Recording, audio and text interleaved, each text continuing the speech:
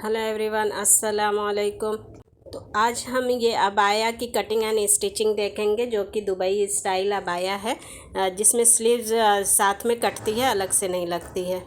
अगर आप एक होम मेकर हैं और सिलाई कटाई कुकिंग वगैरह में आप इंटरेस्ट रखते हैं तो आपने बिल्कुल सही वीडियो पे क्लिक किया है। So welcome back to my channel stitch knit and cook with Jofama.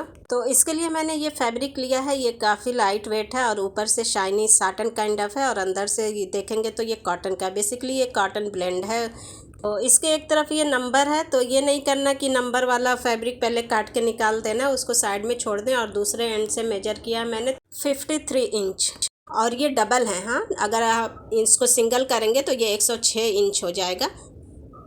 तो इसको कट करके निकाल लिया, और ये जो इसकी किनारी है वो भी कट करके निकाल देंगे दोनों तरफ से।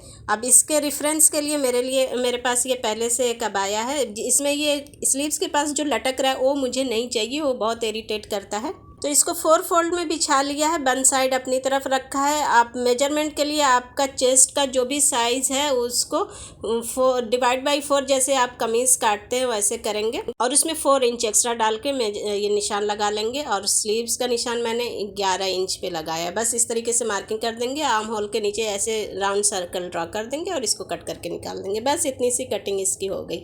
अब नीचे का जो दामन वाला पार्ट है उसको थोड़ा सा इस तरीके से कोना उसका काट देंगे, नहीं तो साइड से ये लटकेगा। तो 2 से 2.5 इंच तक मैंने काट दिया है इसको। तो काटने के बाद जब मैंने इसको खोला तो अंदर से एक लेयर नहीं कटी थी, तो फिर से इसको ज़रा बैलेंस कर दिया है। उसके बाद अब ये ज़रा स्लीव्स का हिसाब किताब देख लेते हैं। तो शोल्डर अपना कितना होता है, जितना भी होता है, मैंने यहाँ 8.5 नापा है, मैं 8.5 रखती हूँ। उसके बाद अपनी स्लीव्स चाहिए, तो 20 इंच स्लीव्स मेरी फुल स्लीव्स बनती है बिल्कुल नीचे तक। तो उस हिसाब से मैंने 8.5 इंच के बाद से स्लीव्स का मेजरमेंट लिया। तो यहाँ पे मुझे 9 इंच जोड़ डालना पड़ेगा स्लीव्स के लिए। तो इस तरीके के अबाया में ऐसे ही होता है, क्योंकि इतना अरज़ नहीं होता है, और किसी किसी कपड़े में होता भी है। मेरे ब्लैक वाले में बहुत ज़्यादा अरज़ है, तो उसमें जोड़ नहीं है। तो यहाँ पे 9 इंच की स्लीव्स स्क्वायर कट करके निकाल लिया है। और नीचे जो स्लीव्स में ये एक बॉर्डर जैसा लगेगा, पट्टी जैसी, वो भी 2 इंच है। 2 इंच वाइड है तो डबल है, तो 4 इंच वाइड काटा मैंने। Neck line 3 inch wide and 5 inch deep. पीछे का 2 इंच मैंने काट दिया है, लेकिन ज़रूरत नहीं है, इसमें आगे पीछे का बराबर रहता है। तो 4 inch deep and 3 inch wide रख के इसको आप काट लें।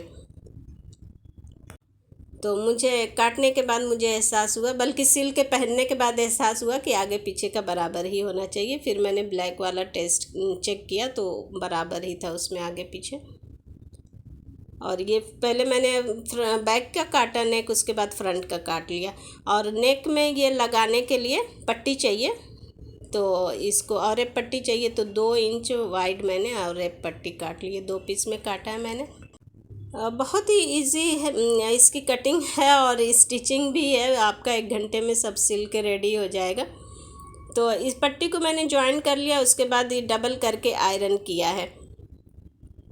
तो मुझे ऐसा लगता है सिंगल ही लगाओ तो ज़्यादा फिनिशिंग आती है। मैंने डबल किया कि अंदर से फोल्डिंग वगैरह की ज़रूरत नहीं पड़ेगी, लेकिन इसमें ज़्यादा फिनिशिंग नहीं आती है। तो आप सिंगल ही लगाएं, अंदर से बाद में फिर फोल्ड कर लें उसको। तो शोल्डर के एक साइड से लगाना शुरू किया, उसके बाद देखिए एंड में आए 2 इंच तक ऐसे एक दूसरे के ऊपर ओवरलैप करके काट दिया। उसके बाद दोनों को खोला है, और इस तरीके से देखिए, एक तो तिरछा था एक तरफ से, दूसरी तरफ का भी इस तरीके से तिरछा निशान लगा के और इस पर सिलाई लगा दी। और उसके बाद इसको ओपन करके सिलाई, उसके बाद जो रेस्ट ऑफ स्टिचिंग है उसको फिनिश कर लेंगे। अभी इसको इस तरीके से आयरन करना है। उससे पहले हम एक इस पे टॉप स्टिच लगा देंगे, पट्टी पे लगाएंगे, ठीक है, इस पे मेन फैब्रिक पे नहीं लगाएंगे। अब इसको आयरन करके अच्छे से बैठा देंगे। उसके पहले आप स्लीव्स का देख लेते हैं। तो ये मैंने पट्टी 8 इंच पे काट ली है, जो नीचे लगेगी कफ के जैसा, और ये डबल फोल्ड किया है और आयरन कर लिया है। तो अब ये स्लीव्स को इस तरीके से रख के इसी के शेप में, मतलब साइज़ में जो एक्स्ट्रा है उसको कट करके निकाल देंगे। आप चाहें तो यहाँ चुनट दे दें, लेकिन मैंने उसको बस कट कर दिया और सेंटर मार्क कर दिया है। और इस पे भी आयरन का मार्क बना हुआ है सेंटर का पट्टी पे। तो दोनों को रख के इस तरीके से पिन कर दिया सेंटर पे। उसके बाद एक साइड से मैंने इस तरीके से फोल्ड करके सिलना शुरू किया। तो इसने यहाँ पे 3 लेयर फैब्रिक है, 2 पट्टी की क्योंकि पट्टी डबल फोल्ड है और एक स्लीव्स की, और इस तरीके से फोल्ड करके सिलना शुरू किया क्योंकि धागे निकलेंगे और अपने पास ओवरलॉक मशीन है नहीं, तो बस धागे सिक्योर करने के लिए किया है। अगर आपके कपड़े में नहीं निकल रहा है तो आपको ज़रूरत नहीं है, या फिर ओवरलॉक मशीन है तो भी आपको ज़रूरत नहीं है। उसके बाद इस पे टॉप स्टिच लगाएंगे जो कि स्लीव्स वाले फैब्रिक पे लगेगी, पट्टी पे नहीं लगेगी।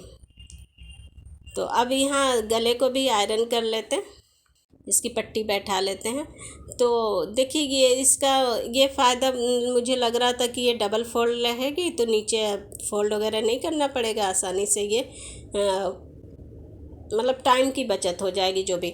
लेकिन इसमें फिनिशिंग नहीं आती है, मेरे से नहीं आती है। अगर आपसे आती है तो ठीक है, अच्छी बात है। तो ये मैं उल्टी तरफ से इसको डबल साइडेड टेप रख के चिपका रही थी कि बाद में तुरपाई वगैरह कर लेंगे, लेकिन वो नहीं चिपक रहा था क्योंकि कपड़ा मोटा हो रहा था ना। तो फिर उसके बाद मैंने फ्रंट में इसको पलटा है और वहाँ से एक लेयर कपड़ा है तो वहाँ से अच्छे से चिपक गया है। तो थोड़ी थोड़ी देर दूर पे ये लगा दिया है डबल साइडेड टेप, और फ़िलहाल के लिए इसको प्रेस कर दिया, बाद में इसकी तुरपाई वगैरह हो जाएगी। तो ये देखिए कहीं कहीं ऐसे शिकन जैसा हुआ है तो उसको ज़रा गरम आयरन रखेंगे तो खुल जाएगा। अब इसके बाद जो हमें ये लगाना है लेस स्लीव्स पे के जॉइंट पे, तो उसको भी आयरन कर लिया लेस को, क्योंकि समटाइम ये श्रिंक होता है तो आयरन कर लेने से भी श्रिंक हो जाता है जो भी होना रहता है, क्योंकि थोड़ा ये सिंथेटिक होता है ना तो हीट पाके ये सिकुड़ता है। और कपड़े को भी मैंने आयरन कर लिया है। उसके बाद ताकि लेस लगाने के बाद इसमें झोल वगैरह ना आए, तो इस तरीके से फोल्ड करके बीच में लेस लग जाएगी। तो ऑलमोस्ट 1 सेंटीमीटर सिलाई का मार्जिन छोड़ के उसके बाद लेस रख के अटैच करना शुरू किया है। ज़्यादा खींचना तानना नहीं है, नहीं तो झोल हो जाएगा। बस सीधे सीधे रख के सिलना है। तो पहले तो मैंने इस पर टॉप स्टिच लगाई, लेकिन बाद में रियलाइज़ हुआ कि इसमें झोल आ रहा है, टॉप स्टिच लगा के ज़्यादा फिनिशिंग नहीं दिख रही, तो बाद में मैंने इसको खोल दिया था और सारा बस ऐसे ही अटैच किया। एक तरफ से लेस लगाया और फिर स्लीव्स वाला पार्ट दूसरी तरफ से रखा। एक बार दोनों एंड पकड़ के इसको मेजर कर लिया कि सेंटर में रहे, कहीं नहीं एक तरफ से अगर सिलना शुरू करेंगे तो स्लाइड होके एक तरफ हो जाएगा। पता चला कि दूसरी तरफ से एक्स्ट्रा कपड़ा बच गया, तो कपड़ा अगर बच रहा है तो दोनों तरफ से इक्वल बचे। सेंटर मेंटेन करके इसको सिलाई लगाना शुरू किया। तो दोनों तरफ से ये सिलाई लगा के ये देखिए आयरन भी कर दिया मैंने। ये कुछ ऐसा दिख रहा है। तो टॉप स्टिच लगा के अच्छा नहीं दिख रहा था, इस तरीके से ज़्यादा फिनिशिंग दिख रही है और नीचे की पट्टी भी लग गई है। अब जो है साइड की जो फिटिंग की सिलाई होती है वो लगा लेंगे। तो फिटिंग की सिलाई लगाते हुए ये ध्यान रखना है ये जो लेस है ये नीचे ऊपर की दोनों एक साथ मैच करे। ऐसा नहीं है कि एक तरफ की नीचे की स्लाइड होकर दूसरी तरफ आ जाए। दोनों की फेसिंग जो है मतलब बराबर में होनी चाहिए, ऊपर नीचे नहीं होनी चाहिए। और बस इस तरीके से साइड की सिलाई लगा ली है। बस ये ध्यान रखने वाली वही एक लेस वाली बात है, बाकी तो सब सीधी सीधी सिलाई लग जाएगी। तो ये देखें ये लेस का मैं बोल रही थी ऊपर नीचे नहीं होनी चाहिए, तो इसको थोड़ा दूर ही मशीन रोक के इसको सेट कर लें। एकदम पास में ला के करेंगे तो नहीं होगा। अब नीचे का अगर छोटा बड़ा हुआ है तो उसको काट लें, बराबर कर लें। उसके बाद इस तरीके से डबल फोल्ड कर दें। थोड़ा पतला ही फोल्ड करें, बहुत चौड़ा नहीं अच्छा लगता है, वैसे आपकी मर्ज़ी है। तो नीचे फ़ोल्ड करने के बाद ये जो साइड का था ओवरलॉक तो है नहीं अपने पास मशीन, तो इस तरीके से मैंने फ़ोल्ड करके पहले जिगजैग चलाया, लेकिन उससे कोई फ़र्क नहीं पड़ रहा था। तो फिर उसके बाद सादी मतलब सीधी सीधी सिलाई लगा दी फ़ोल्ड करके। और ये देखिए ये अगर कपड़ा ऊपर नीचे है तो इसको काट के बराबर कर लें। और ये सारी सिलाई लगाने के बाद आर्म होल में ये कर्व है ना, तो यहाँ पे थोड़ा गोल हो जाएगा, कपड़ा इकट्ठा होगा, तो थोड़ा कट लगा के इस तरीके से सीधा कर दें। अब देखें ये मैंने पहन के ट्राई किया तो मुझे थोड़ा सा बल्कि दिख रहा था, साइड से ऐसा लग रहा था, अजीब सा दिख रहा था। तो मैंने ये जो ब्लैक वाला है उसको बिछा के देखा तो ये थोड़ा सा यहाँ पे फिटिंग का मसला था, तो मैंने उसी के शेप में इस तरीके से निशान लगाए और ये जो राउंड आर्म होल के नीचे आ रहा है वहाँ से मैच करते हुए ये नीचे तक ले जाके इस तरीके से ए लाइन शेप में मिला दिया है और सेम तरीके से दोनों तरफ कर दिया है। उसके बाद इस पर सिलाई लगा दी है। उसके बाद अब इसकी फ़िटिंग सही आ गई है और ये देखें अपना दुबई स्टाइल अबाया रेडी है।